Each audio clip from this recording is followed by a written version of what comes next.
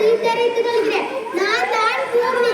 என் சோக கதையை கேளுங்க தாய் குளமே, அம்மா தாய் குளமே.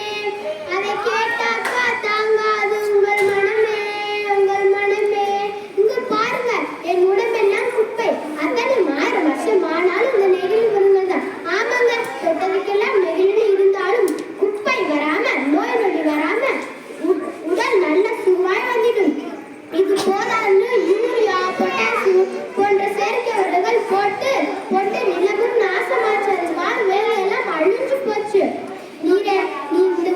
நீரெல்லாம் இந்த உலகத்தில் வாடகைவாசிகள் இதனை சுடுண்டவோ அழிக்கவோ கெடுக்கவோ உரிமை.